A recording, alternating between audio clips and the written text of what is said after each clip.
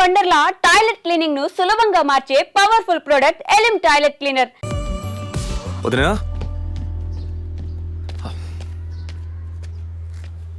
వదినా ఒకసారి నీ ఫోన్ ఇవ్వు. నీ ఫోన్ ఏమైంది? ఛార్జ్ అయిపోయింది, ఒక కాల్ చేసి ఇస్తాను.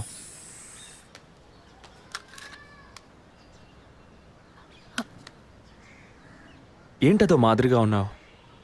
నేను ఒక వారం నుంచి చూస్తున్నాను, ఏదో టెన్షన్ నర్వస్గా ఉంటున్నావు. ఎందుకని? లేదు, అటువంటిదేం లేదు విజయ్. ఓకే, నాకు చెప్పకూడదు అనుకుంటే చెప్పొద్దు, సారీ. విజయ్, అలాంటిదేం కాదు. ఇన్నేళ్ళు పిల్లలు లేరని నేను బాధపడిన దానికన్నా అందరి మాటల వల్ల బాధపడిందే ఎక్కువ. అత్తయ్య, ఆవిడ ఫ్రెండ్స్ అందరూ ఎన్ని మాటలు అనేవాళ్ళు, అది నీకు తెలుసు కదా. ఇప్పుడు తల్లి అవ్వబోతున్నానని తెలిసి అత్తయ్య మీ అన్నయ్య నన్ను ఎంత బాగా చూసుకుంటున్నారు. అవును, అందరికీ సంతోషమే కదా వదినా. దీనికి పోయి ఎవరైనా మొహం ఇలా పెట్టుకుంటారా? ఒకవేళ నేను కడుపుతో ఉండకపోయి ఉంటే నా కాపురం ఏమయ్యేది, నా జీవితం ఏమైపోయి ఉండేది. అందుకే ఈ బిడ్డ గురించి కుటుంబం గురించి భయపడుతున్నాను విజయ్. ఇప్పుడేమో ఇలా మాట్లాడతావు, బిడ్డ పుట్టాక మెడిసిన్, హాస్పిటల్, స్కూల్, కాలేజ్ అని ఎందుకు కన్నావురా బాబు అని ఫీల్ అవుతావు. ఏం మాటలవి? మరి ఇలా బాధపడుతూ కూర్చోకుండా బిడ్డకి ఏ పేరు పెట్టాలి, ఏ స్కూల్లో చేర్చాలని ముందు అది ప్లాన్ చేయి. అది మానేసి దా నౌ చీజ్.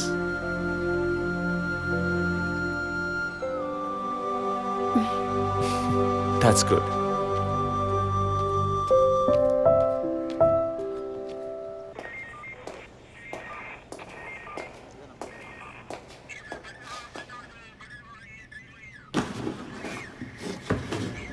సార్, మీరు చెప్పిన తర్వాత జెసికా కార్ నుంచి కలెక్ట్ చేసిన థింగ్స్ అన్ని క్రాస్ చెక్ చేశాం సార్.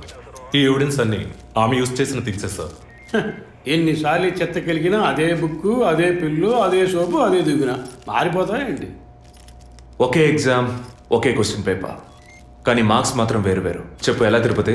సార్, పాఠాన్ని అర్థం చేసుకునేవాడు బుద్ధిమంతుడు, చేసుకునేవాడు బుద్ధిహీనుడు. నన్నెందుకు అడిగారు సార్? పోను పోను మీకు తెలుస్తుంది. థ్యాంక్స్.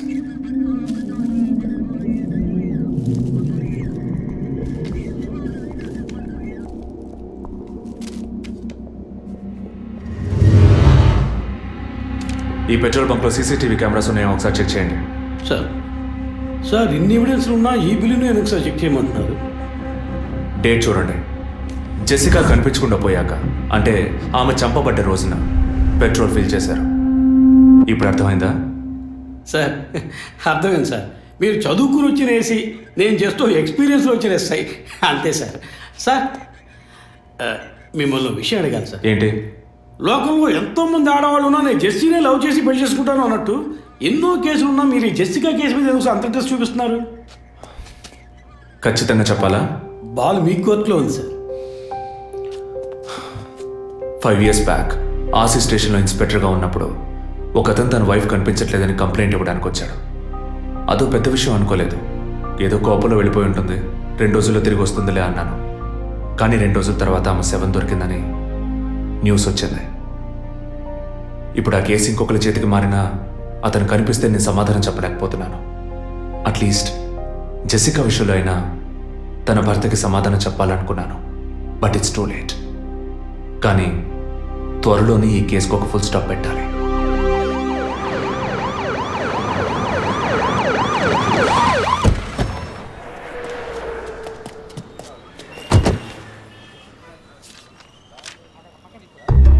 Hello?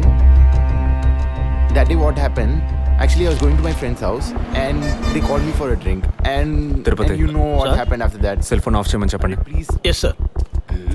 కుర్ర కొంక ఇచ్చే కాకపోతే సెల్ ఫోన్ try పిచ్చి. to understand. అబ్బాయ్, వాట్? ఫోన్ కొంచెం కట్ చేస్తావా? వై? ఇది పెట్రోల్ బంక్ కదా, మాట్లాడుతున్నప్పుడు ఢామ్ అనుకో మనం ఎగిరిపోతాం కదా. No problem. It's my privacy. Privacy. వీడు రొమాంటిక్ మూడ్ చూస్తుంటే పెట్రోల్ బంక్నే పేల్చేసేలా ఉన్నాడు. I'm Right? పోయిన బుధవారం ఈవినింగ్ 5 PM 4,422 రూపాయలకి 72.5 లీటర్స్ పెట్రోల్ ఎవరో పోయించుకున్నారు. గుర్తుంచుకోవడం కొంచెం కష్టమే, కానీ ఏ బండో ఎవరు పోయించుకున్నారో ఎవరైనా గుర్తుకు తెచ్చుకొని చెప్పండి. సార్ ఎన్నన్నారు? 72.5 లీటర్స్. సార్ కరెక్ట్గా 72.5 లీటర్స్ పోయించుకోరు సార్. కావాలంటే ట్యాంక్ ఫుల్ చేయించుకుంటారు. 60 to 80 లీటర్స్ అయితే స్కార్పియో, ఫార్చునర్ అలాంటి బళ్ళు ఉంటాయి సార్. ఆడి A6కి ఎంత పడుతుంది? సార్ 60 లీటర్లు పడుతుంది. సార్ కరెక్టే సార్. మీరు చెప్పిన రోజు ఒక ఫార్చునర్ బండికి ట్యాంక్ ఫుల్ చేశాను సార్. నువ్వు అంత కరెక్ట్గా ఎలా చెప్తున్నావు? ఆ రోజు నా వైఫ్ బర్త్డే సార్. షిఫ్ట్ అయిపోయి ఇంటికి వెళ్ళబోయే ముందు లాస్ట్లో ఆ బండికి నేనే పెట్రోల్ పోసాను సార్. Black colour sir. Manager sir. నేను మళ్ళీ సీసీటీవీ ఫుటేజ్ పరిశీలించాను. Okay sir. క్విక్. చెప్పు. ఎక్కడున్నారు? జెసికా కేసు విషయంగా ఎంక్వైరీకి వచ్చాను. ఇంకా ఇక్కడే ఉంటే లేట్ అవుతుంది. నేను బయలుదేరి థియేటర్కి వచ్చేనా? ఇక్కడ రొమాన్స్ మూడేనా? ఓ సారీ. నేను మీకు సెకండ్ వైఫ్ లా అనిపిస్తుంది. ఏం నువ్వు అనేది?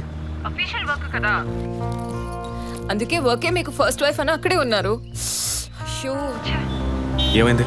గుడ్డల పైన ఆరేసి థియేటర్ మర్చిపోయాను. ఓకే, మళ్ళీ కాల్ చేస్తాను. బాయ్. Ready sir. ఏంటి సార్ రెడీయా? చూస్తున్నాను సార్.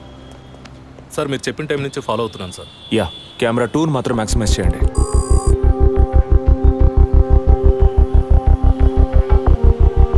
కొంచెం ఫార్వర్డ్ చేయండి. Forward forward forward forward forward. Okay okay, stop stop stop. Back back back back. ఇంకొంచెం ఇంకొంచెం. యా, ఫ్రేమ్ బై ఫ్రేమ్ వెళ్ళండి. స్లో. ఫ్రీజ్. సార్ ఈ బండే సార్.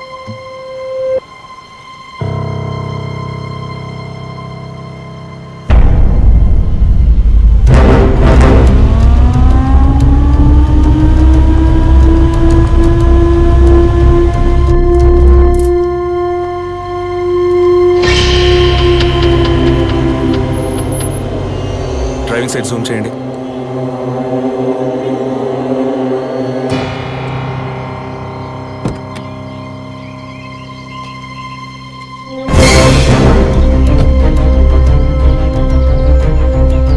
ఫోకస్ క్లియర్గా లేదు. పక్క సీట్కి రండి. Full tight.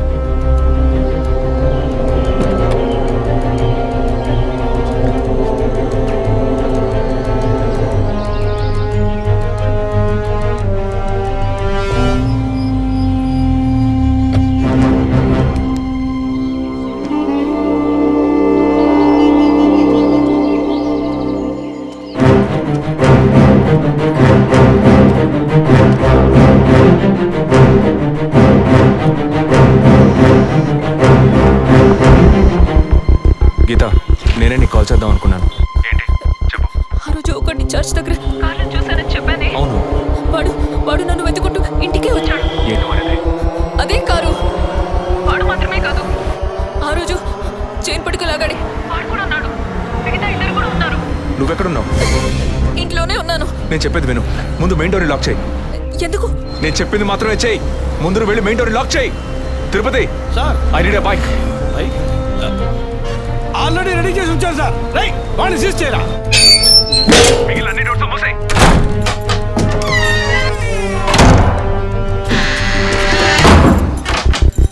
ఇంట్లో ఎవరెవరు ఉన్నారు? మా నాన్న నేను మాత్రమే ఉన్నావు. చెప్పమంటావా నాన్నకి? వద్దు, అనవసరంగా టెన్షన్ అవుతారు. ఇంకేం చేయమంటావు? పోలీస్కి ఫోన్ చేయమంటావా? కట్ చేసి మళ్ళీ చేయి. Sorry sorry sorry. సరే, డిస్కనెక్ట్ చేయకు, లైన్లోనే ఉండు.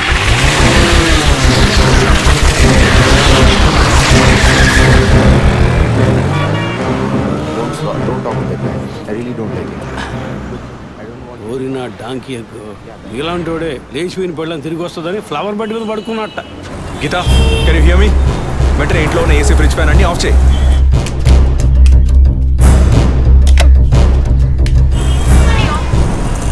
ఆఫ్ చేశాను. మెయిన్ డోర్ కి వ్యూ పాయింటర్ ఉంది కదా, దాని కింద కూర్చో. నేను చెప్పేది విను. నీ తెలిసిన వాళ్ళు, ఫ్రెండ్స్, పక్కింటి వాళ్ళు ఎవరు వచ్చి వెళ్ళుకుంటే నేను వచ్చే వరకు తలుపు తెరవకు. ఓకే, మీ నాన్ని తెరవద్దాను. ఆ జర్నీ కాస్ట్ ఎవరు వచ్చినా తలుపు తెరవకు తెరవకు తెరవకు.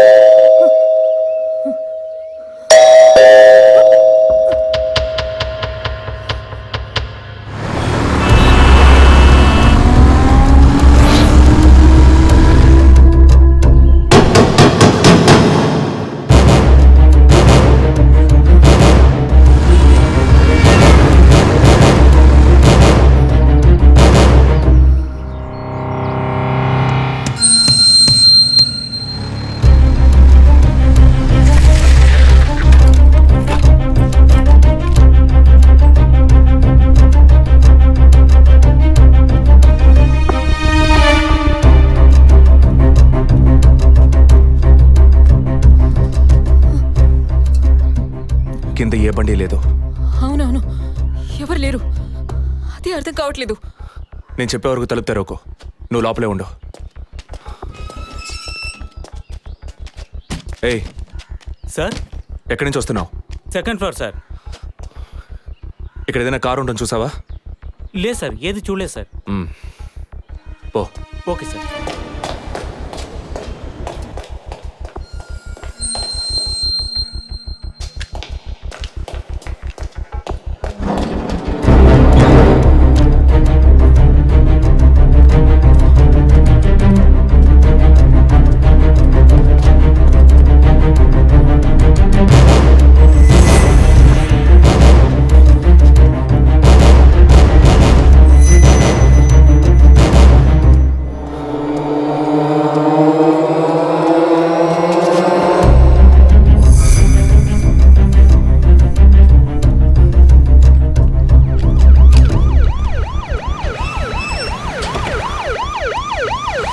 సార్, ఈ సరౌండింగ్లో ఉన్న అన్ని సిగ్నల్స్లో ఆ బండిని ట్రేస్ చేయమని చెప్పాను సార్.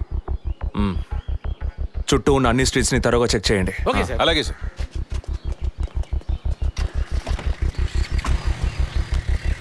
ఏయ్, నిజంగానే వాళ్ళు వచ్చారా లేక నన్ను రప్పించడానికి నువ్వు వేసిన ప్లానా? నా టెన్షన్ చూస్తే నీకు ఎగతాళిగా ఉందా? ఓకే ఓకే, కమాన్ కూల్. ఇక్కడ ఎవరికి తెలియకుండా 2 పోలీసులు మఫ్టీలో సెక్యూరిటీగా ఉంచాను. సెక్యూరిటీయా? అవును. ఎప్పుడైతే వాళ్ళు నీ ఇల్లు వెతికి నిన్ను ఫాలో చేసి వచ్చారో ఇక మనం ఎంతో జాగ్రత్తగా ఉండాలి. ఒక మర్డర్కి క్లూ దొరకపోతే ఇంకో మర్డర్ ద్వారా క్లూ దొరికినట్టు మీకు నేనే క్లూ అవుతానేమో అనిపిస్తుంది. ఏయ్, ఎందుకు అలా మాట్లాడుతున్నావు? ఇంకో వారంలో ఈ కేసు పూర్తవుతుంది. అది సరే, నువ్వు చెప్పింది నిజమో కాదో నాకు తెలీదు, కానీ నీకోసం ఇంత దూరం వచ్చానా లేదా? కూల్గా ఒక గ్లాస్ వాటర్ ఇవ్వచ్చు కదా. ఎందుకు ఇవ్వాలి? సినిమాలో పోలీసులో నువ్వు లాస్ట్లోనేగా వచ్చింది. నువ్వివ్వకపోతే మా ఇల్లు ఏమైనా దూరం అనుకుంటున్నావా? అక్కడికి వెళ్ళి తాగుతాను.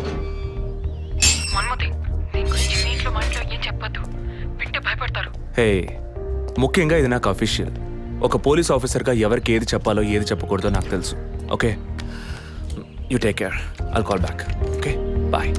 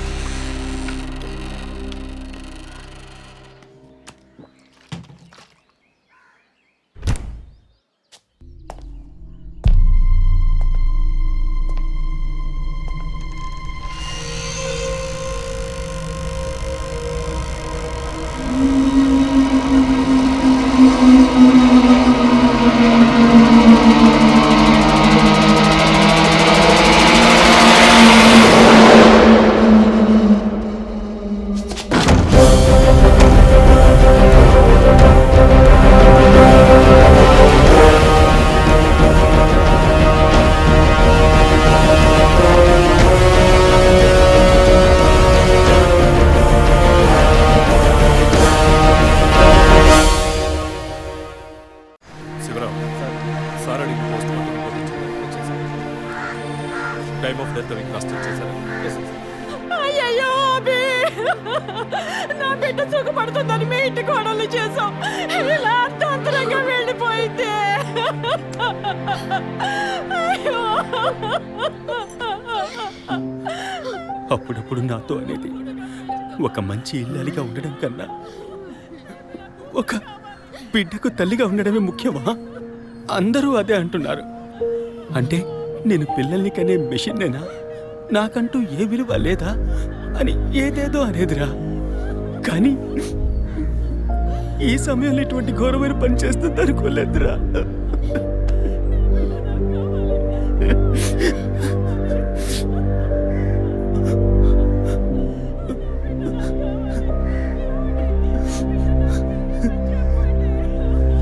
టీఎం రిపోర్ట్ ప్రకారం ఉరేసుకున్నందువల్ల గొంతు భాగంలో తాడు బిగుసుకుపోయి గాయమైంది సార్.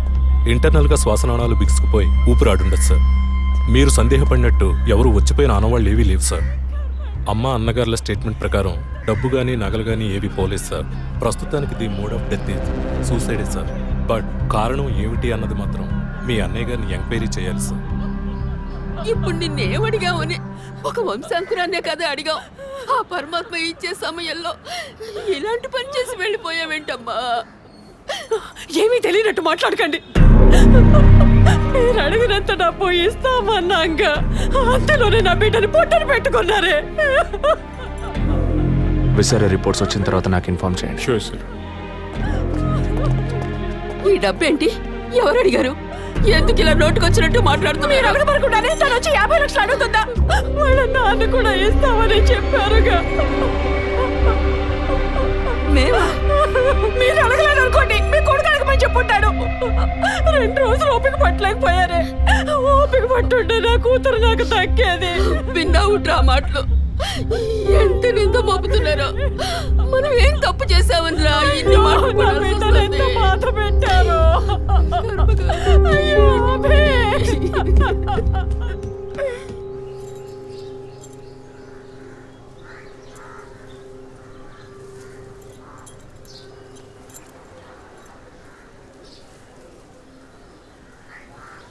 విజయ్, నీ దృష్టిలో మీ అన్న వదిన గొప్ప అయితే కావచ్చు, కానీ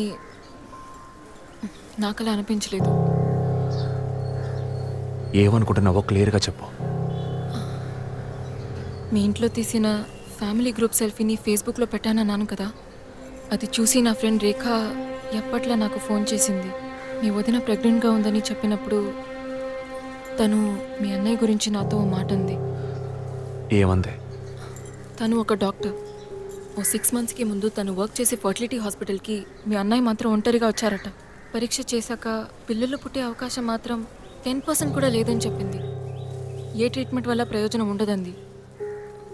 ఈ పరిస్థితిలో మీ వదిన ప్రెగ్నెంట్ ఎలా అయిందని నన్ను అడిగింది. తనన్నది అలా ఉంచు. నువ్వేమనుకుంటున్నావు? ఇందులో అనుకునేది ఏముంది విజయ్? మీ వదిన ఇంతకుముందు తను పనిచేసిన కంపెనీలో పాత కాంటాక్ట్స్ ఏమన్నా, ఐ మీన్ అదే ఎక్స్ట్రా అఫైర్ ఎవరితైనా